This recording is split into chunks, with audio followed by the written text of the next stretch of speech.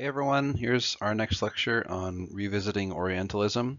And today we'll kind of look a little bit back in history on some of the Orientalist depictions of eroticism and the kind of the other like depictions of female sensuality from really the turn of the 20th century and on up to now contemporary music artists that I'm sure all listen to.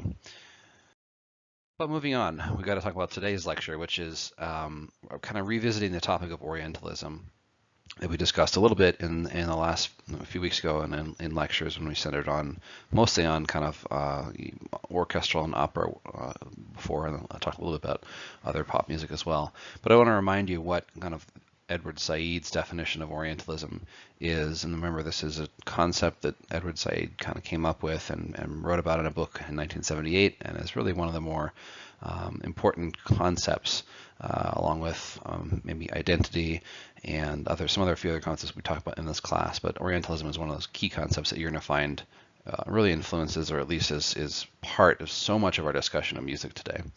But what is Orientalism? Remember, it's three things, right? It's a profession or academic study, kind of an older profession when people would study the quote-unquote Orient and try and find, history, language, art, etc. This is all kind of treating the Orient as a place of study. So it's a profession or a realm of academic study. The Orientalism is also a style of thought based on an imagined difference between the Orient and the Occident, or the West, or the East and the West. There's this kind of imaginary East and really, in a sense, an imaginary West, and the differences between those two inform this style of thought.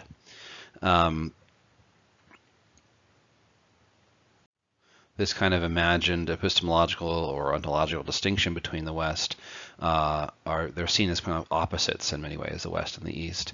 They possess different qualities, different peoples, different traditions, and really they're seen as, these qualities are seen as fundamental and unchanging in both West and East in these kind of imagined categories. And the third way, again, that we've talked about Orientalism is just, it's a way for Western powers to restructure, dominate, and have authority over the Orient. So through government proclamations, through academic research, all these different ways that the West can kind of institutionally assert dominance over cultures in the East. This is by, again, lots of different ways. If you recall, maybe some of the topics we talked about in the last lecture about how when Napoleon invaded Egypt, he also brought with him all sorts of academic researchers to catalog and write down what Egypt was, and that is kind of part of the dominating and restructuring and having authority over the Orient. That's one of an example of that type of creating knowledge about the Orient that the quote-unquote Orientals can't create themselves. And so Orientalism is all these things, and really what we're talking about today especially is the last two categories, the kind of the style of thought and the way of the West dominating the East. But mostly what we're talking about today is kind of how artists in the West, how music in the West have implicit assumptions or implicit or subconscious beliefs about the East, and how this comes out in their music. And we'll see several examples from really ranging the 20th and 21st century. So just again, another reminder, there's some tropes in Orientalism that are common, and you see them everywhere in painting, in music, in opera, in art, everywhere. But the idea that the Orient is, especially the Orient, is timeless or unchanging, that's also very important, because it pops up especially in depictions of the Orient that are kind of the same all the time, and that the Orient's not some kind of modern modern city, like we would imagine most places being in the West, but it's somehow stuck in time, somehow stuck in this kind of mysterious past. It's not like the West in terms of our ability to progress. But there's other essentialist tropes, like the Orient is feminine, it's sexual, it's irrational, it's emotional, it's dangerous, it's magical, it's language. And really, for a lot of what we're going to discuss today is how the Orient, as seen by the West, is interchangeable. So you can talk about Africa, you can talk about the Middle East, you can talk about India, you can talk about Asia, and really especially in art and music depictions, these things are kind of fluid. Artists are able to kind of draw on all these different cultures and lump them all together as representing the Orient or the other or the East. And the differences between these cultures, the real differences, are kind of ignored and they're kind of lumped together. So the Orient and the quote Oriental, or people from the Orient, are interchangeable, and we'll see a bunch of that in the next few slides. I want to just reference back to one of the performers from the late 19th century, early 20th century, and this is Princess Raja, and you read about her a little bit in the article I assigned. And she started out as a kind of a burlesque belly dance or cooch dancer and kind of a circus act really in the 1890s on Coney Island, and she became pretty famous and made some good money from her act. And again, I would say just pause this lecture and watch the video again really briefly. This is a silent video of her doing her dance and her act and her kind of chair and her teeth act. And really what she was doing was she was performing these quote unquote Oriental dances or chair dances, and then dances with snakes. And she was part of kind of expositions that were titled things like Mysterious Asia, and kind of all reiterating all these Orientalist tropes. And so we can see that even at the turn of the 20th century, Orientalist tropes are firmly embedded in American and European perceptions about the East. And so I would just say pause, watch the video, and come back. And I think one takeaway from this is, if you knew Princess Raja, stay away, don't get within biting distance of her. I have no idea how she can swing that chair around her teeth like that. But apart from kind of that impressive feat, what you see is really she's breaking convention. If you think about dance in the early 20th century, her movements are very different than what would be acceptable dance in the United States. And that's why she was kind of a phenomenon or an act that took off and was really popular. We have another person who is really important to the foundation of modern dance in this country, and her name is Ruth St. Denis. She is really the pioneer. She's like the mother of modern dance in the U.S., and she really took a lot of these kind of Oriental depictions of other cultures and kind of ran with them, and really was quite famous for her depictions of the different cultures in the Orient. If you remember, she kind of got the idea for this dancing girl after she saw a cigarette ad on a card of the kind of goddess Isis, and then this kind of sparked an idea in her mind where she was going to break away from conventional dance at the time and really started a new style, a new modern dance, heavily relying on the idea of the Orient and really drawing on different traditions from the Orient. Ruth St. Denis, I think maybe unlike some of the earlier dancers or artists, did do some research into the cultures she was depicting, and so maybe less in a way was she kind of lumping together different cultures, but she was still drawing on kind of a mix of Hindu, of Indonesian, of Egyptian, and they all sort of mixed together, and she was very much a mystic, like philosophically, and so she was looking at ideas about life and about how to live life really, and was drawing on ideas from Hinduism, from Vedantism, Transcendentalism, Buddhism, etc., and kind of mixed these all together in her art. Apart from her solo dances, which she was quite famous for, she met and married a guy named Ted Shawn and really started a school of dance called the Denishan School. And really that school went on to teach many of the 20th century's great dancers. It actually had students there are Martha Graham and Doris Humphrey, Lillian Powell, Charles Whiteham, Jack Cole, a bunch of other really famous dancers in the 20th century. And so like Princess Raja that we discussed before, Ruth St. Denis's dances were breaking convention in a pretty major way. First of all, a lot of her dances were solo dances. A lot of them were depicting this kind of mysterious, mystical East, and they were very fluid in the way she was incorporating movement to her dance. And all of these things carried over into kind of modern dance as we know it, and really was very influential. And there's a great interview with her on YouTube if you just search for it, interview with Ruth St. Denis, and the interviewer talks with her, and it's a really fascinating interview, just about 20-30 minutes long if you want to search for that on your own time. And here is a short video of Ruth St. Denis performing. Actually, this is in the 1950s when she's a little bit older. She actually lived, I think, till 1975, but really was her heyday was really in the teens, 20s, and 30s, and that's only when she was really quite popular.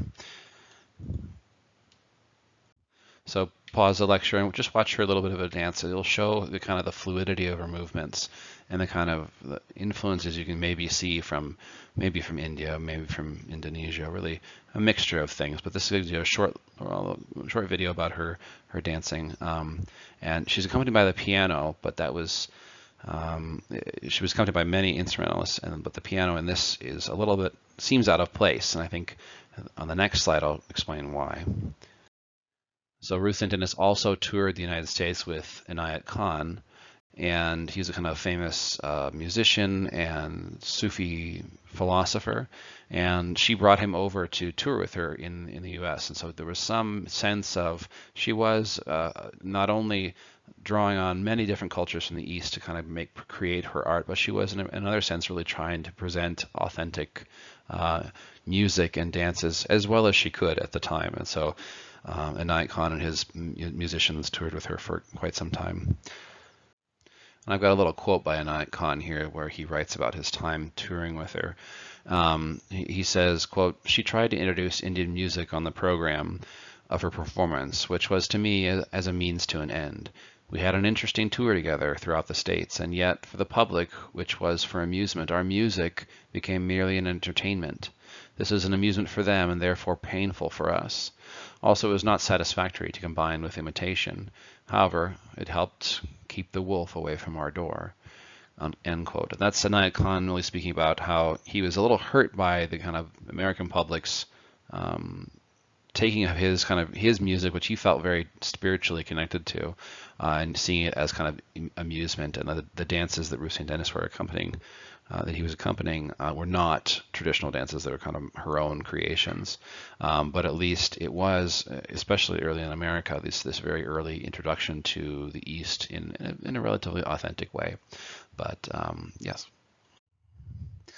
I think another example I want to, before we go on to more contemporary examples, I just want to mention the Egyptian singer known as Kulthum, and she is probably one of the most extraordinary musicians of the 20th century. She's certainly one of the most influential singers of the 20th century.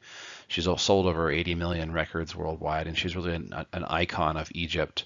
She's been dubbed, the voice of Egypt and Egypt's fourth pyramid, and she's one of the most revered singers in the entire Arab-speaking world.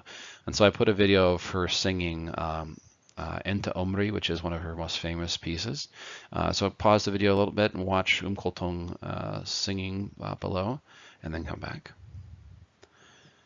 And so it's a great piece. If you get into, she's got an amazing voice and an amazing music that they're playing, and it's really fun to listen to that. And I did a project where I had to transcribe the music, and it was a very challenging but a very interesting process. But beside that, Kulthum has a really significant influence on a number of musicians in the Arab world and beyond. So people like Bob Dylan have praised her, the opera singer Maria Callas, Maria Lafort, Bono, Robert Plant from Led Zeppelin. They're all have been known as admirers of Kulthum's music.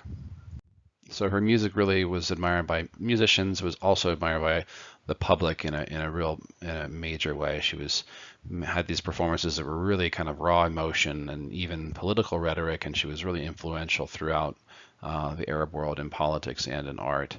And what we see is she's kind of oftentimes drawn, especially this Enta Omri song was drawn on by many other artists after her and used in different ways.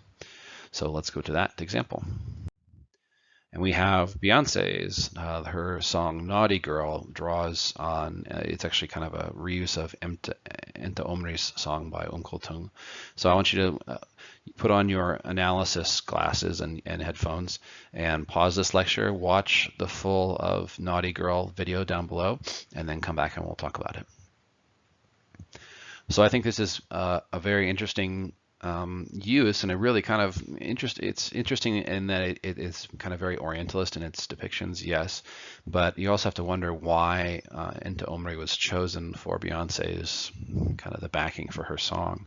I think I'll just point out some of the things that were that struck me at least. I think the first question is, why did Beyonce choose Into Omri?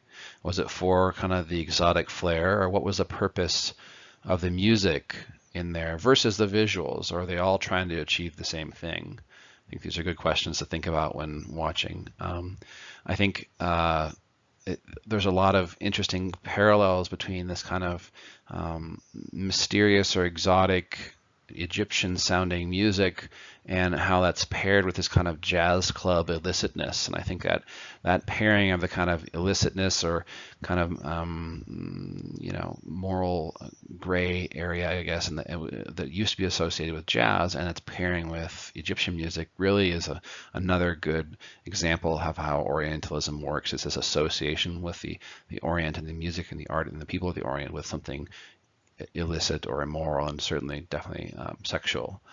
I think this video goes beyond just selling sex, but the association of Orientalism and naughty sex or naughty girl, is really a reuse of the trope of Orientalist notions about the East being sexually and dangerous and or morally corrupt. And if you listen carefully, I think you'll find Into Omri, this song, being used in a lot of different places. So Beyonce is not the first person to do it, and certainly not going to be the last. But I think it's a great example of the kind of process and how Orientalism works in modern pop music. The next one I want to talk about is Pussycat Dolls, that group called, and their song called Buttons. And this was, again, talked about in your article that you read. And so you have some examples of this. And so what you should do is pause and watch the video and come back to the lecture.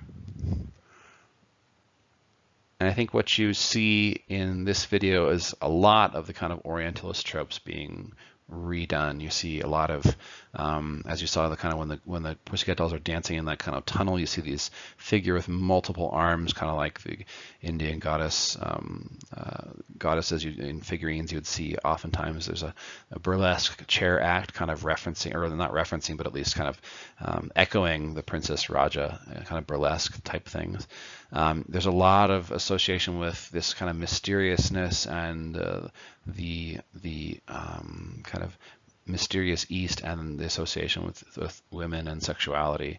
And if you contrast that very strongly with like Snoop Dogg's appearance there, he's fully clothed, he's looking right at the camera, he's not dancing sexy, but the rest of the Pussycat Dolls are kind of these objects, these sensual objects that it's a very different way of presenting themselves versus Snoop Dogg. And so again, you have this Orientalist vision of women and sexuality that is coming through in this video. One final thing you might also see, and especially this happens in the Pussycat Dolls, and that you've also seen this as well in the Jai Ho version that they did, we talked about in a few lectures ago, is the kind of ambiguity that the performer's ethnicity presents. And so Nicole Scherzinger, the kind of main front Pussycat Doll, is relatively ambiguous in terms of her ethnicity. I think she's Filipino American, et cetera, et cetera, et cetera. And all the girls, as talked about in, or all the women in the band or the group, have, as talked about in your in the article you read, they are all kind of mentioned as these kind of multi-ethnic performers, all except for the kind of two very white performers, and they're referenced by the profession of their parents. And so again, that's an interesting maybe interesting observation that the author of your article made, is the kind of role of ethnicity in the Pussycat Dolls performances. And obviously Nicole Scherzinger in this video and others really kind of occupies this ambiguous place ethnically. She's kind of shown as more Indian in the Jai Ho version we saw a few weeks ago, and she's seen as, again, ambiguously kind of Indian here, but we don't know that her race, her ethnicity is really kind of, again, ambiguous. And that goes back to the idea that Orientalism and kind of the Orientals are all basically interchangeable. Another video that I think we should watch is Katy Perry. She's got a lot of kind of Orientalist examples in her work, but the piece Dark Horse is a great example. So pause for this lecture for a second and watch her performance. And when you watch, I think try to observe some of the implicit Orientalist tropes. So there's a lot of obvious kind of stereotyping going on in this video, but try to think about some of the visual and/or sonic things that have to be in place or assumptions that have to be made to make these depictions possible or to make them make sense. So when you watch the video, so pause the lecture, watch Katy Perry for a little bit. And so I think yes, it's you know, Katy Perry and their producers know what they're doing. They understand that they're parodying, you know, Egyptian and kind of Eastern, you know, things, and they do it in kind of an over-the-top way in many senses. But I think some of the things that are implicit but assumed, and then kind of make their way through the video, are maybe some of the more interesting things to look at. And so what I noticed was that there are, you know, there's these blue kind of servant men who kind of echoing the kind of blue god Krishna from India, even though we're set in Egypt here. There's lyrics mentioning Aphrodite. Again, these are kind of showing the interchangeability of the Orient. There's this kind of general exoticism and association with magic, which is again associated with, in Orientalist thought, with the East. There's also this kind of assumption that the Orient is this rich yet dangerous place. So there's kind of a lot of scenes of like diamonds and gold and excess in here. But even the food they present, there's this one kind of king guy in the video, the kind of overweight, you know, Oriental quote unquote guy who is presenting hot Cheetos and Twinkies that are, you know, apparently dangerous to everyone and to your health.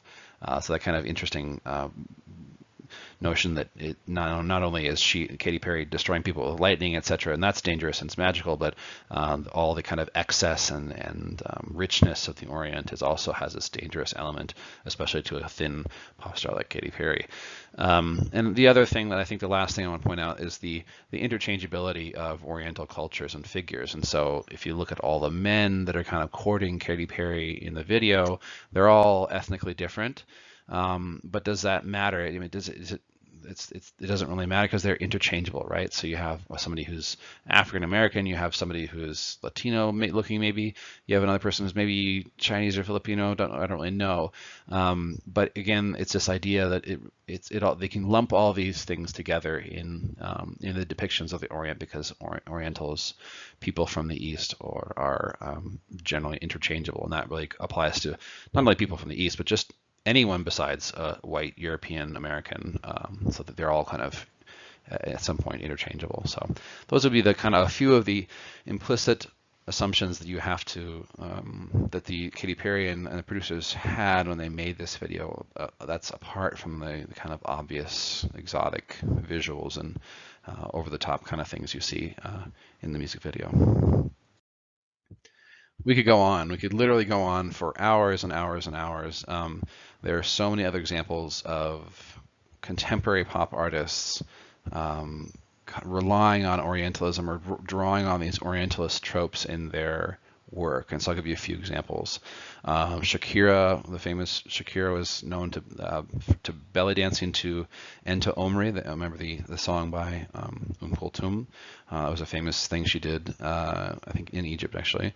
Katy Perry was really criticized for dressing up as a geisha for the American Music Awards, and when she sang her song Unconditionally, and you have her on the right-hand upper right corner of your screen, she was really blasted for that, because if you look at Unconditionally, the official music video, and then what she did dressing up as a geisha, there's really no point, no artistic point for her to be dressed up as a geisha. But the assumptions that she can do that she can dress up as any number of Oriental persons and it's okay, that's what people got really upset about. So it's interesting to contrast the American Music Awards geisha performance by Katy Perry and the official music video unconditionally and see the differences and try to understand why, what was the choice behind these things. The other ones like Selena Gomez in her song Come and Get It being kind of this vaguely Indian depictions. There's Coldplay and Rihanna in Princess of China. There's Space Cowboy and Nadia O and My Egyptian Lover and Britney Spears' rendition of the same thing. There's Nicki Minaj in You Love. There's Cardi B in Bodak Yellow. There's Gwen Stefani in Harajuku Girls. There's so many other ones. There's Busta Rhymes in Arab Money. There's the whole genre of raga rock from the 1960s, all of like Disney, Aladdin, Mulan, all these cartoons really deal heavily in stereotypes. Modern video games like Assassin's Creed, and especially, we've already talked about opera and all this stuff. So that's just a brief sampling of what I could come up with in 5 minutes of the Oriental depictions in popular music. And I want to ask you, what does this mean? Is it just innocent borrowing? Or are these artists guilty of appropriation? Sometimes they have been called out, like in the case of Katy Perry, people are kind of getting upset by it. It's in the case of Nicki Minaj and Cardi B, people are getting a little worried or a little concerned about it. But I think sometimes they are, but for the most part, these artists feel free to draw on these tropes, these Orientalist tropes, and you freely use them in their music videos. And I think that really kind of recalls the idea that Orientalism is a system for dominating the other, and that the free appropriation of Asian and Middle Eastern cultures by white or black or Latino artists propagates these Orientalist assumptions. It makes these images and themes, these stereotypes, seem normal, and it presents the East without any real knowledge or ability to transcend these stereotypes. It just presents the stereotypes as fact. And so I think when you see all of these things combined, and I would encourage you to go out and watch a bunch of contemporary videos, especially artists you like, and I found it's oftentimes it's the female artists who are doing these videos that have these Orientalist depictions, and I'm not entirely sure if it's their choice or if it's their producer's choice who kind of encourage them to go in this direction, or who's making these artistic decisions about and kind of drawing on Orientalist imaginary tropes in their work. But I would encourage you to go find other examples. Like I can guarantee you won't have to go far to find very many. And again, you have to wonder what these Orientalist tropes and these assumptions, what their purpose is. Is it part of the system, of Western system of dominating the East and the other, or is it a byproduct? Do these Orientalist depictions help anyone in their depictions of the other, or is it just fun? Is it okay? Is it just art? It's just art, right? It's just music. It makes it interesting and visually interesting, and maybe add some interesting qualities to the video. I don't know. That's going to be up for you to decide. So yeah, I would encourage you to keep going and looking with this idea of Orientalism, and you'll find many other examples. But keep in mind that these artists aren't stupid, right? Katy Perry and Nicki Minaj, they're very savvy artists, savvy business people, and they sometimes understand that appropriation. They understand they're appropriating things, or maybe they don't care, or they think it's okay. Is it that Orientalist thoughts are so embedded in our minds that this is normal and natural?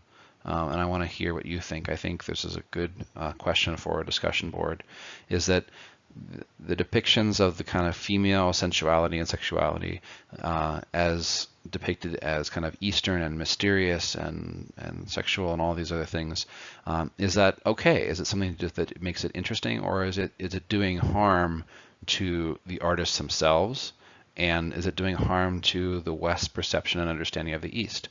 So I'll ask that question in the discussion board, and I'm interested to hear your thoughts. And if you know of other musicians who are using this imagery, these sounds, etc., to make their music stand out or make their music seem different or mysterious. And so I would like if you could come up with other examples of this as well. So again, thanks very much. Again, think very strongly about signing up for my music and exoticism class. It's basically something like the topics we talked about today, but then expanding it and going really in depth and seeing this process of kind of othering throughout history. Anyhow, thanks for watching the lecture, and we'll see you next week. Recall that there is a quiz next week on Wednesday, so don't forget that'll open up on Wednesday till Friday like usual. And thanks very much. Bye.